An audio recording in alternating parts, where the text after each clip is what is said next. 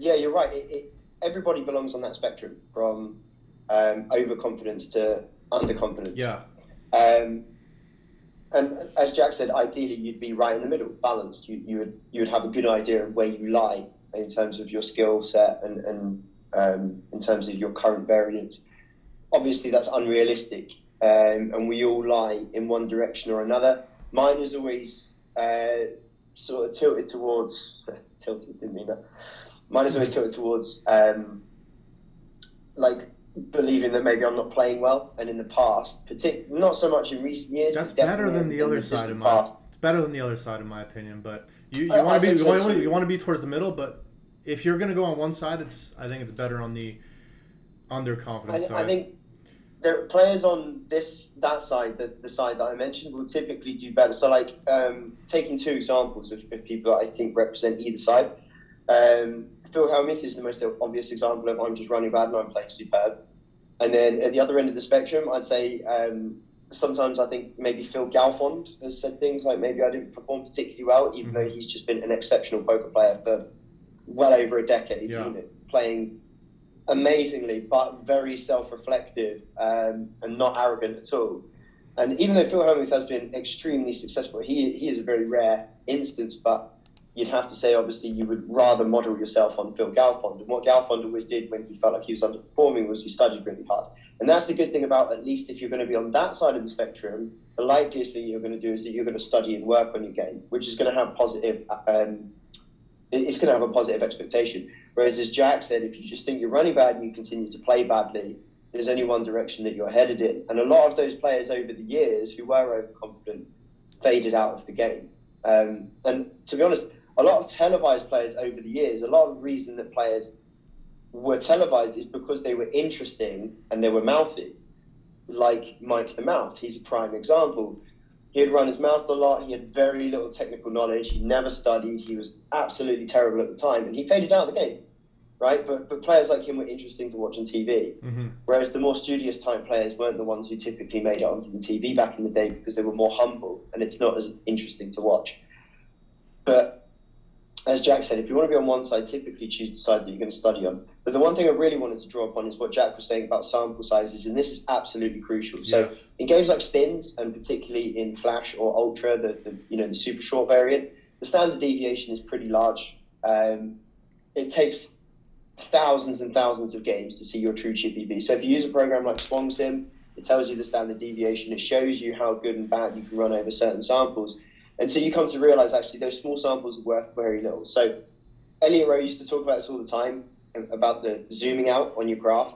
You really ought not to check your graph in small samples because 1,000 games, Jack, as you mentioned there, is borderline worthless. It doesn't give any indication. But there's It a lot gives of an people, indication of yeah. how much money you've made, Yeah. but it's not an indication of how well you're playing. And I remember one year in Spins, I had 1,000 games in 1 month at like 80 chips, and I had started to believe, like, I've really got this shit down pat, like I'm playing so well.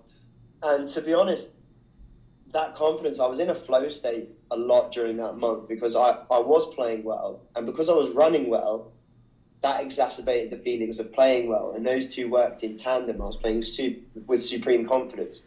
The next month I had 16 chip EV for 1,000 games, and without, needless to say, my confidence was in tatters about halfway through the month. I felt like I couldn't win a hand, and I started to blame myself, like, what was I doing last month that I wasn't doing this month? And the truth is, comparing my statistics between the 2 months, my strategy was almost precisely the same.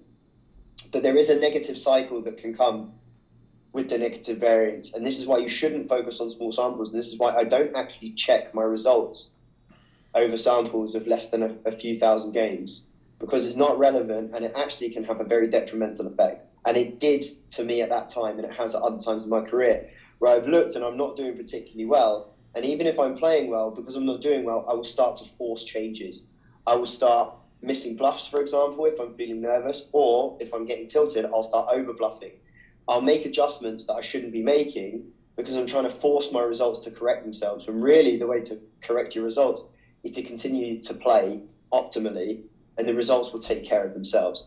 So if you come into the grind with a positive attitude and you play really well, you might do terribly. It's this whole right input, wrong output that Peter Clark talks about. You can also go into the grind and play absolutely awfully and print, which a lot of recreational players will do sometimes, the wrong input, right output.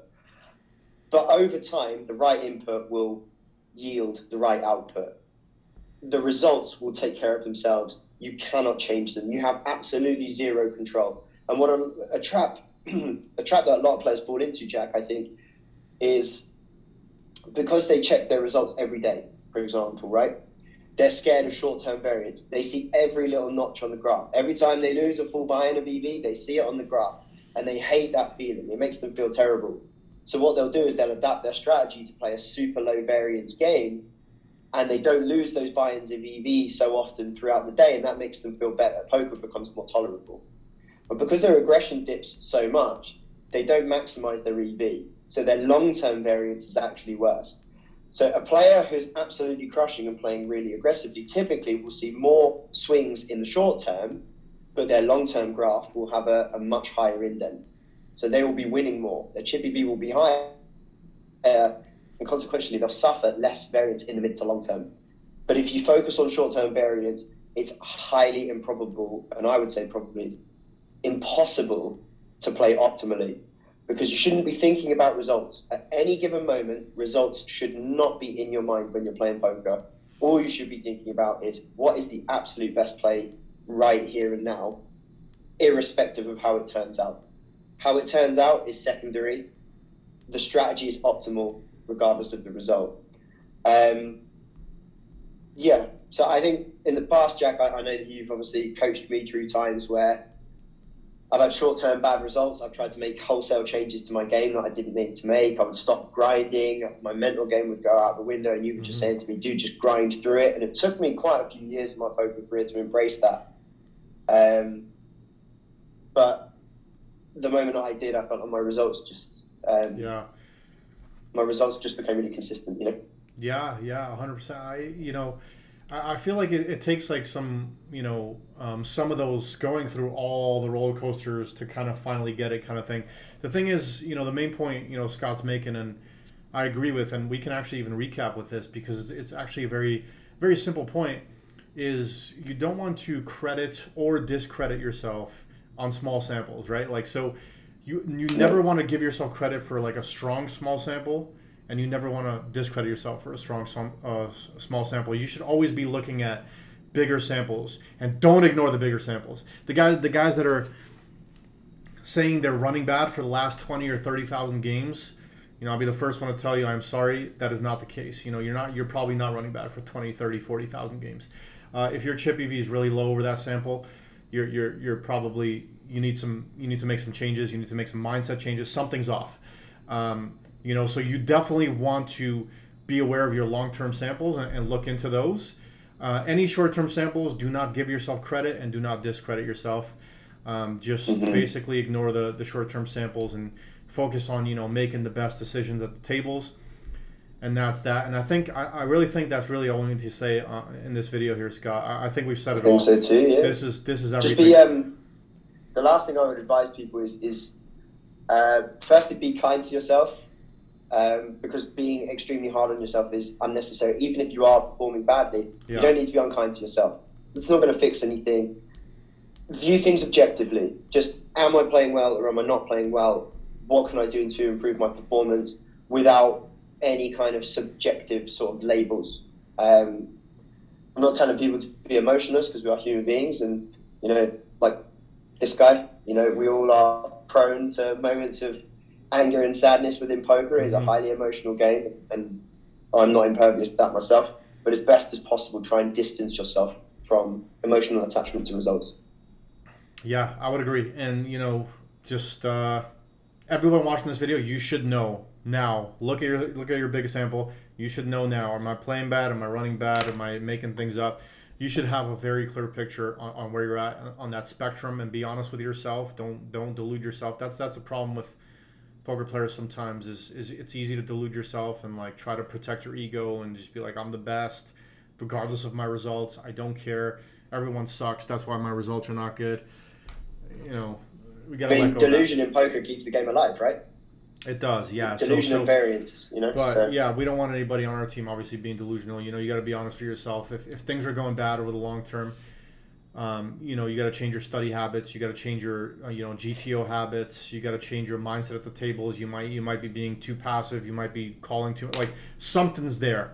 You know, you got to find it and figure it out and change it. But yeah, we can just wrap right there. And for those of you who are too hard on yourself, you know, just take it easy. You know, look at your big sample. You're doing fine. You know, those are the people that, like, you kind of gotta coach them out of it. Like, don't worry about the last 1,000 games that you played at, you know, 12 chip EV in rec speeds, or like -3 chip EV in ultras or whatever. The 1,000 games don't matter. Look at the big sample. If you're crushing the big sample, then you're crushing, and that's that. Yeah, so we'll wrap it up here, and hope you guys enjoyed this video. all right. See you guys in the next one. Cheers.